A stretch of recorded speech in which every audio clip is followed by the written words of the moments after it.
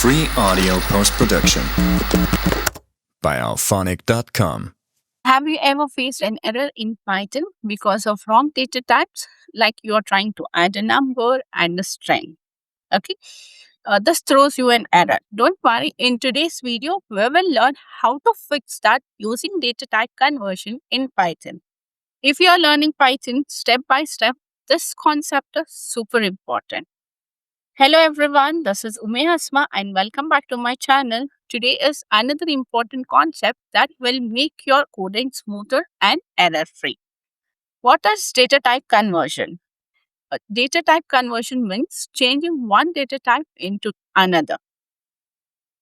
Hashtag converting data types. Enter. Now here we have a value x equals, you can say, I'm giving it a 10 here. Okay. Now let's print the type of x. Here we go. So it says it's an integer. So the data type, it's an integer here. Now I'm giving y equals the same value but with the double quotes. Now you can see when I print type of y, the data type will be string. Okay. Now when I'm trying to add this, like sum equals x plus y, print sum. Here it throws an error, unsupported operand type, that is you cannot add your integer and string. Now let us convert this string to the integer first. So now convert equals int of y. Okay. Then print type of convert. Now you can see this y has been converted to the integer. Now you can add it here.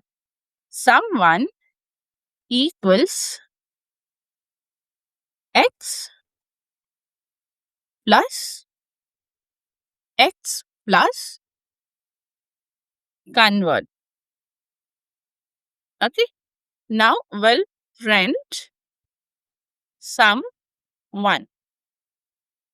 Now let us run. Here you can see the value of x is a 10 here and the value of y. This we have converted the string to the integer and the output is your 20. Now let's convert the list to the set here. Okay. List, here I have list1 equals square brackets 1, 2, 3, 5, 6, 7. Now let's print type of list1, print list1. Okay. Enter it here. Okay, so this is your list. You can see the output. This is list. Now I'll convert this list to the set. List 2 equals set of list 1. Then I'm using a print type of list 2 and also print list 2. Okay. Here you can see the first one, list1, is your list, and the second set of commands you see that has been converted to the set because we have used a set keyword here. So this is the output. Let's convert set to tuple. Okay, so here I have a set1 equals, here you have to give it a brackets. Then I'm giving it a 1, 7, 8, 9. Now here we have a set1. So we will convert the set to the tuple. Okay, set1 equals This is a set 2, 3, 4, 5, 6. Okay. Now let us check the type here. Type of set 1 and print set 1. Okay, here we go. Now the output will be the classes set. Okay, I'll convert this into the tuple. Tuple 1 equals tuple of set 1, then print type of tuple 1, then print tuple 1. Okay, here we go. Now you can see the set has been converted to the tuple now. Okay, and you can do that vice versa as well. You can convert the tuple to the set to the tuple. Now let's talk about the dictionaries here. dict underscore 1 equals here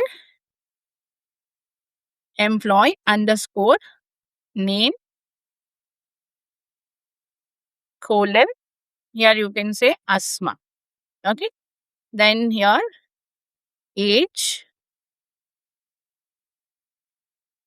you can say 20, comma, then skills, here you can write on the skills status Python.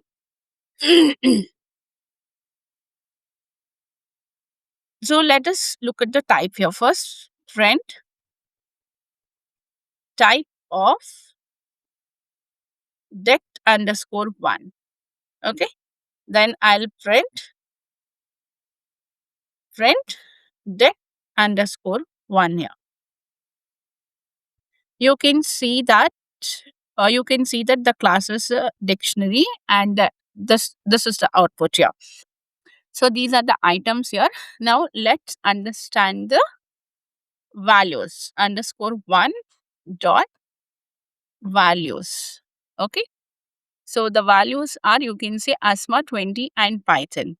Now let us look at the keys. Now I want to see only the keys in the list. Okay, dict 1. Now I want to see only keys in the list. That is dict underscore 1 dot keys, open the bracket. Okay, you can see these are the keys: employee's name, age, and the skill.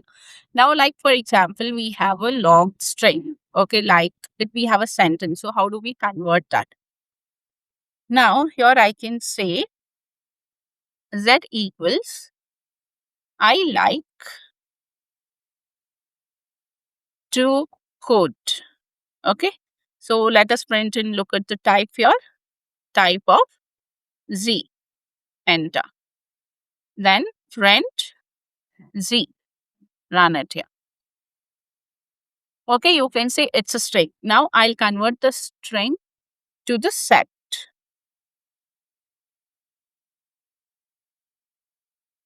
Set2 equals set of Z, print set2 print type of